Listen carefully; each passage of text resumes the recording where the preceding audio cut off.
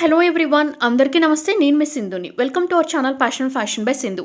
ఇంట్లో మనం ఏదన్నా స్పెషల్ రెసిపీ ఒకటి ప్రిపేర్ చేస్తే అది కొద్దో గొప్ప ఎప్పుడైనా మిగిలిపోతూనే ఉంటుంది. మరి అలా మిగిలిపోయిన రెసిపీని పడేయకుండా దాన్ని తిరిగి హెల్దీగా ఎలా రీయూజ్ చేసుకోవాలనేది ఇవాల్టి వీడియో.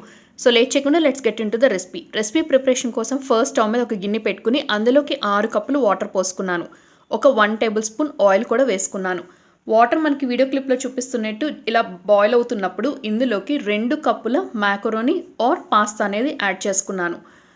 ఈ మ్యాకరోనీ అనేది కేవలం లో హీట్లోనే సాఫ్ట్గా టర్న్ అయ్యే వరకు కుక్ చేసుకోవాలి. బై ద వే, ఇక్కడ నేను దేన్ని రీయూజ్ చేస్తున్నా అనేది మీకు చెప్పలేదు కదా. మొన్న మన ఛానల్లో పోస్ట్ చేసిన పావ్ బాజీ ఉంది కదా. సో పావ్ బాజీ ప్రిపేర్ చేసినప్పుడు నాకు ఆ కర్రీ పార్ట్ అంటే బాజీ పార్ట్ అనేది కొంచెం మిగిలిపోయిందండి. అప్రాక్సిమేట్లీ ఒక చిన్న హాఫ్ కప్కి సరిపడా మిగిలిపోయింది. సో దాన్ని నేను ఎఫెక్టివ్గా ఎలా రీయూజ్ చేస్తున్నానో చూడండి.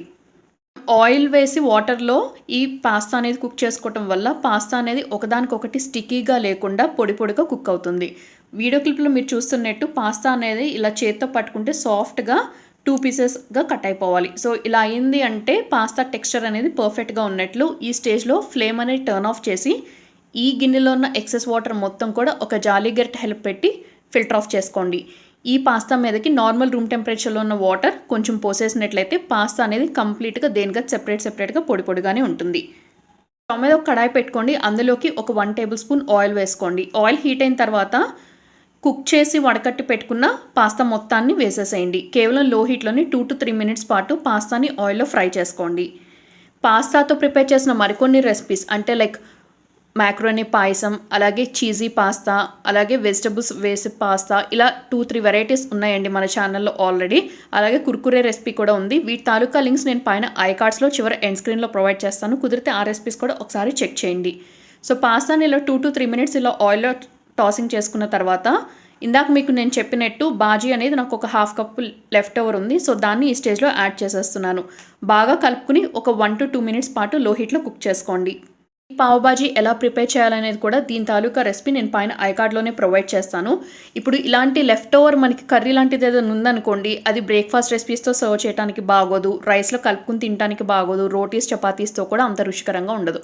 సో అందుకనే దాన్ని నేను వేస్ట్ చేయకుండా ఇలా మిక్స్ చేసి యూస్ చేసేస్తున్నాను. ఇప్పుడు దీనిలోకి నేను 2 టేబుల్ స్పూన్ల పిజ్జా సాస్ వేస్తున్నాను. ఈ పిజ్జా సాస్ కూడా హోమ్ మేడేనండి. దీని తాలూకా రెసిపీ లింక్ కూడా నేను పైన ఐకార్డ్లో ప్రొవైడ్ చేస్తాను. 2 టేబుల్ స్పూన్స్ సాస్ వేసిన తర్వాత బాగా కలుపుకోవాలి.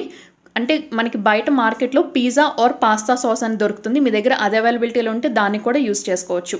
సో కేవలం 2 మినిట్స్ పాటు లో హీట్లో కుక్ చేసుకున్న తర్వాత ఫ్లేమ్ అనేది టర్న్ ఆఫ్ చేసి వేడివేడిగా ఉన్నప్పుడే ఈ పాస్తాని సర్వ్ చేసేయండి. సో చాలా బాగుంటుంది, చాలా చాలా రుచికరంగా ఉంటుంది. ఎందుకంటే దీనిలో అన్నీ కూడా మనం వెజిటబుల్స్, సాస్ అన్నీ హోమ్ మేడ్వే కాబట్టి చాలా చాలా టేస్టీగా ఉంటుంది. తప్పకుండా ట్రై చేయండి. వీడియో నచ్చితే friends and relatives video link forward చేసి వీడియోకి ఒక లైక్ ఇచ్చి ఛానల్ని ఫస్ట్ టైం విజిట్ చేస్తే సబ్స్క్రైబ్ చేసుకుని బెల్ ఐకాన్ యాక్టివేట్ చేసుకుని ఆల్ అనే ఆప్షన్ కూడా సెలెక్ట్ చేసుకోండి. మరొక ఇంట్రెస్టింగ్ రెసిపీతో రేపు మళ్ళీ కలుసుకుందాం. Thank you all very much for watching my video. Stay home, stay safe. Bye.